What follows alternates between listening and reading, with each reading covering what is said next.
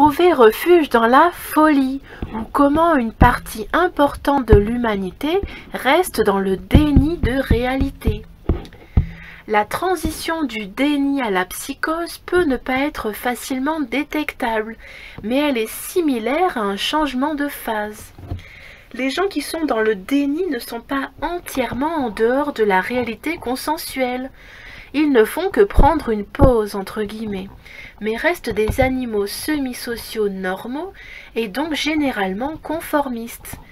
Dès qu'ils verront qu'une masse critique de ceux qui les entourent sont sortis du déni de réalité, ils le feront aussi. En outre, beaucoup d'entre eux prétendront avoir été à l'avant-garde de cette nouvelle tendance passionnante, de peur d'être considérés comme des suiveurs. Leur chemin vers la réalité peut être envahi par les épines de leur ignorance délibérée et volontaire et semé d'embarras mineurs et majeurs, mais il existe. Il n'en est pas de même pour les individus et les populations devenues psychotiques. Ils habitent leur propre royaume imaginaire, et tout ce qui se passe dans le monde réel ne pénètre pas dans les leurs, sinon comme des bruits étouffés et des ombres mouvantes. Si la réalité les pousse trop fort, ils deviennent violents ou autodestructeurs, catatoniques ou hystériques, comme à la télévision officielle. Pour eux, un chemin vers la réalité peut ne pas exister du tout. Mais comment pouvons-nous en être sûrs ? En regardant de l'extérieur, ils peuvent sembler relativement normaux et refuser simplement de prêter attention à des sujets qu'ils trouvent difficiles, inintéressants ou désagréables pour le psychique humain. Certains, en particulier ceux qui sont obligés par leur situation de vivre dans la rue, peuvent avoir besoin d'aide chimique pour maintenir le pare-feu entre leur propre monde et le monde réel. Et ils se soignent eux-mêmes à coups de drogue et d'alcool. Donc là, on utilise une comparaison forte, le fait de quelqu'un qui vit dans la rue, pour faire comprendre que tous ceux qui utilisent de la drogue, de l'alcool, des antidépresseurs, c'est qu'ils ont un problème avec la réalité, et ils essaient de se soigner comme ils peuvent. Enfin, en tout cas, ils essaient de soigner les symptômes. Mais d'autres, ceux qui sont bien soignés et ont accès à un traitement médical, peuvent être parfaitement satisfaits de résider dans leur propre domaine de fiction, séparément ou dans des groupes partageant les mêmes idées. Ils peuvent même être performants, avoir des capacités savantes et habiter des enclaves prospères. Leurs problèmes psychologiques peuvent surgir s'ils ne sont pas suffisamment protégés.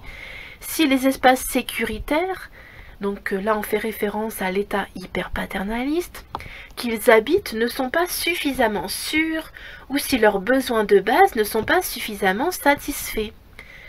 Mais tout cela se réduit à un seul problème, la qualité insuffisante des soins.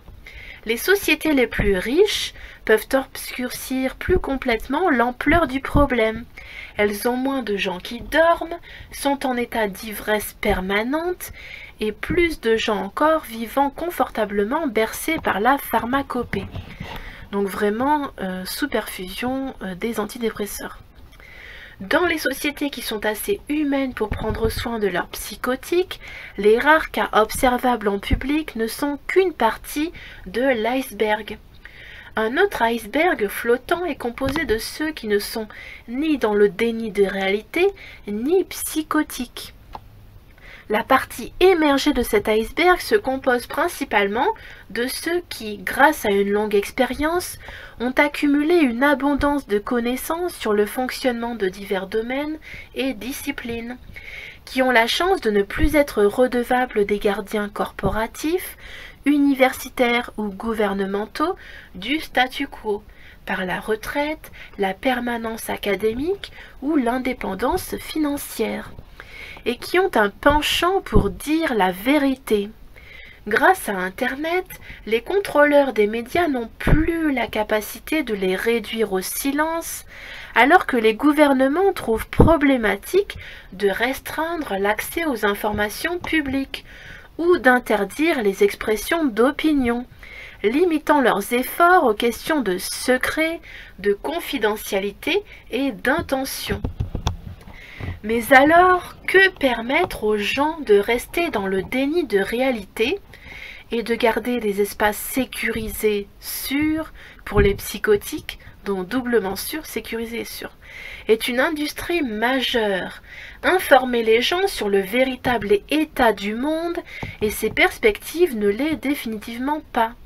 Rappelons-nous le film Matrix et toutes les comparaisons qui sont faites avec notre monde. C'est au mieux une petite industrie ou encore une activité artisanale.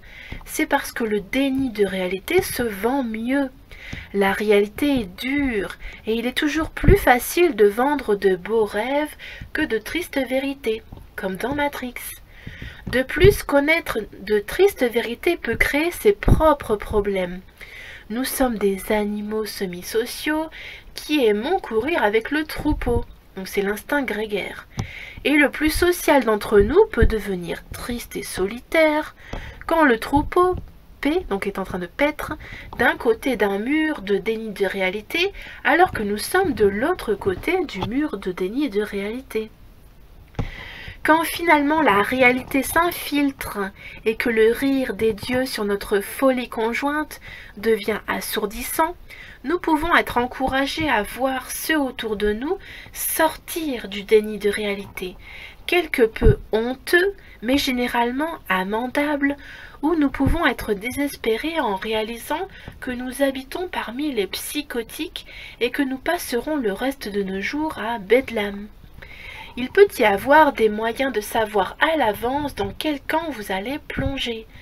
Par exemple, dans les États-Unis d'aujourd'hui, vous pouvez en savoir beaucoup sur l'état mental de la population en posant aux gens une question simple. Qui est votre président? Si la réponse est un délire au sujet de la Russie, eh bien vous avez votre réponse. Alors c'est un superbe article de Dmitri Orlov paru sur Réseau International et je l'ai trouvé très intéressant parce qu'il permet une réflexion approfondie sur nous-mêmes et sur les autres qui vivent dans le déni de réalité. Voilà, bonne journée, à plus tard.